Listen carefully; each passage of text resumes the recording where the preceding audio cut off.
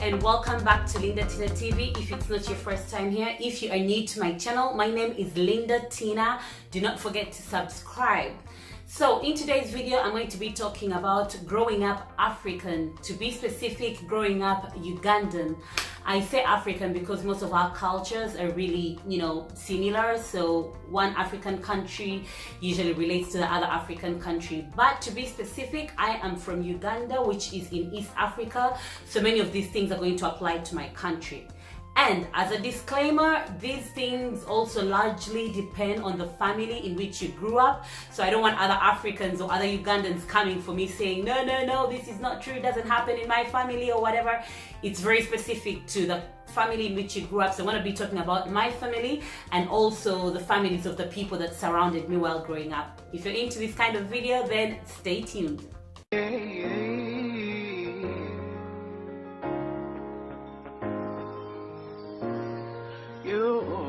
Trying to make me, I wanna leave in your making, yeah. I try to see the one I need to love. So since I'm living in Europe, I'm going to be mostly comparing to what I see here, raising kids here and how we were raised. Let's get started.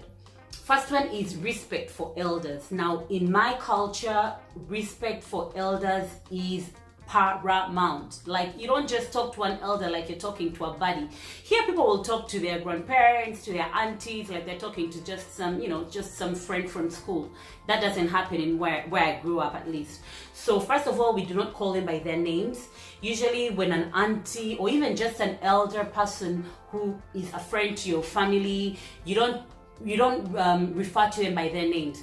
So you'll call them auntie someone, uncle someone, or Mrs. so-and-so, or mommy to so-and-so, but you just never mention their names. If they had you call Auntie Susan, you say something like, Susan was here, that would be terrible. You would be in real trouble.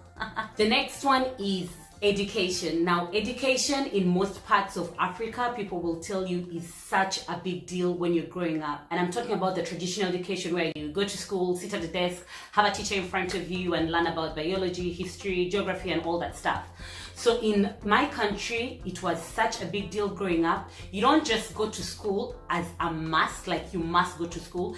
You also had to produce really, really, really good grades. And then there was this prestige, or I don't know, big deal attached to these traditional careers, like being a doctor, an engineer. If a family had a doctor or an engineer, it was such a big deal. It was such a successful thing for the family to do, to educate a doctor. And so there was no option of like, I'm good at singing, so I'm going to take up that, or I'm good at the different talents, so I can just ditch the traditional education and take up my talent and maybe make a career out of it. That was never really an option, so education was such a big deal. House chores. Now for us, house chores are part of us growing up. You start doing these things when you are really, really young. And I mean really young. You learn how to cook, how to clean, how to wash your clothes, and just look after yourself. Which out here in some places is looked at as child abuse. In Italy, parents really do things for kids until they're way over their 20s. That doesn't really happen with Africans and Ugandan in particular growing up. So you really learn how to do house chores very early in life, and there's no option. You don't say, oh, I don't feel like, would you? No, you have house chores.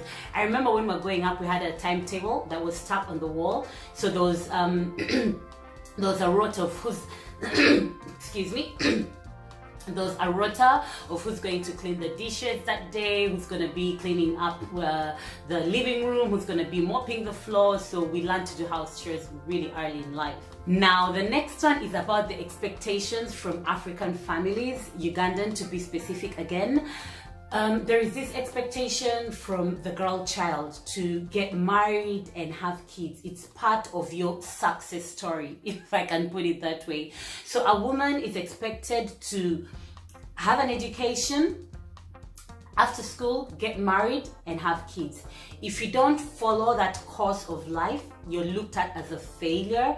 Things have changed, obviously. Now they know that marriage is not the ultimate goal for every woman, and it's not for everyone. Kids are not in everyone's, calling, but it's still looked at as a big deal if you're over your 30s or your 40s and you don't have a child and you've never been married.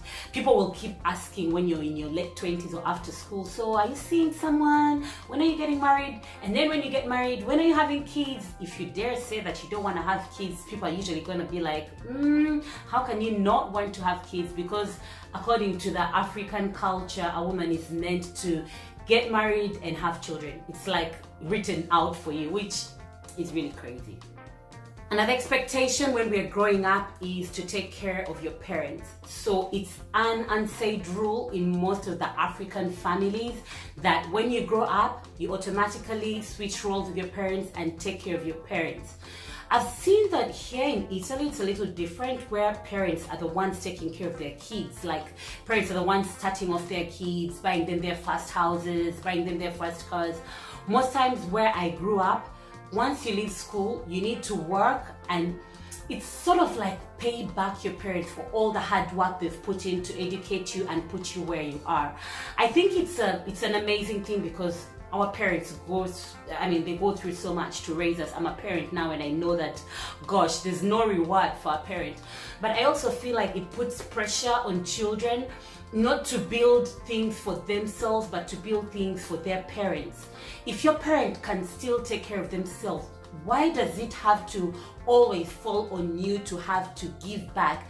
Because if we're to be fair, as a parent, it's your duty to take care of your children. It shouldn't be a sort of, I give you this and then later you give it to me back. So that's my feeling about this. But yeah, it's an expectation that is unsaid. You take care of your parents when you grow up. When you start working, you start to give back to your parents that which they gave you. Next, about growing up African, growing up Ugandan, your parent is not usually your friend. So I see here parents talk with their kids like they're buddies. You tell your parent all the dirty stuff that you've done out there. It doesn't really happen in our culture. So the parent first is a disciplinarian, and then maybe they can be your friend. To be honest, I don't remember being really friends with my mom, like sitting down and having these really, really light jokes with her until I grew older. I think it's just to keep that respect and also to know who is boss. So you take a parent more seriously if they're not so much of your buddy than if they just play around with you. If they tell you something, then maybe you won't take it seriously. So the African parent usually is not your friend. First, they're your parent. They're the disciplinarian, and their word is usually final. When an African parent tells you to do something, you are going to do that thing whether you believe it's right or wrong or not, and they're always right. The African parent is always right. Smacking. I was reading an article the other day and I also watched a documentary. In the UK, smacking is really forbidden, and you could go to court and you could lose your kids by just smacking them, even on the butt. Growing up, we were smacked, we were whooped. Some families it was really tough. In my family, not so much. My mom was not really one who beats us so much, but yeah, as she swinged her arm once or twice. So for us, smacking was part of disciplining. And it still is. Smacking is part of disciplining, because then I think it creates in you that fear of, oh my God, if I do that, I'll be smacked, which is totally different. Out here, smacking is looked at like child abuse. So that's another thing of growing up African. Smacking, that's how you grow up. That's how we roll. Another interesting part about growing up African is talking about sex. Now, talking about sex in our culture is a taboo. Which, to be honest, I think is unfortunate, because if you're not talking about it, if something bad happens to you out there, who are you going to open up to? So it makes it difficult for people, for the young people, for the children to open up when bad things happen to them out there, sexually bad things. Sexual abuse is happening very rampantly everywhere, but you can't talk about it, because guess what? In the African culture, if you talk about sex, you're a bad person. Sex is evil. It's evil, it's a bad thing, it's not something you talk about openly. And so we grew up with this fear of sex, you know. And also, unfortunately, sex was looked at as something that can cause you harm, which is not true. Sex is meant to be enjoyed. So I think in the future, this kind of thinking could actually affect a child, because you're looked at sex is looked at as something negative, not something to be enjoyed. So even in your marriage or in the future when you meet a partner, you might be scared to open up sexually and enjoy it freely because you've grown up thinking, oh, this is a taboo. So in the African culture, we grew up knowing sex is not something you openly talk about. It's not something good. It's something bad, evil. Just, like, don't even think about it. The last interesting thing about growing up African is that we are all related. Like, we are all one big happy family. We are all related. There are people or aunties that I've been calling aunties anyway, and I didn't even know we are not related by blood. So for us, the guy next to your house is your uncle. For some reason, they're related to an auntie who was married to an uncle who was married to a cousin. We're all related and we're all really close, which is something that I love so much. It's nice because you feel like someone always has your back. So everyone is related in some way. The cousin of the cousin of the auntie is your cousin, is your uncle's auntie, and it's all just one big happy family. So in the African culture, growing up African, we were all somehow related. Actually, we were told to call other elders or other people that were always in our homes cousins and aunties, which was a way to show that, you know, we are all related we're all connected in some way. Those are some of the things I can think about growing up African. Please, down in the comment section, tell me which country you're from. If you're not from Uganda, tell me which country you're from and some things that you experienced growing up African, if you're from an African country. And if you're from Uganda, add on to these things some of the things you experienced growing up. Let's have fun with this video, because when I look back now, I'm like, oh my God. Growing up African and seeing how people grow up in different cultures it's different and it's interesting. That being said, I want to just finish off by saying a lot has also changed as we grow up. So I'm 32 years old. Of course, I'm talking about things that happened 15 plus years ago. Every year with every new generation, things are changing. We're getting modernized. The world is becoming global. We're adopting other cultures. So many of these things may not still apply in many families, but I'm talking about my experience and that of people that I know. So hope you enjoyed this video and see you in the next one. Bye bye.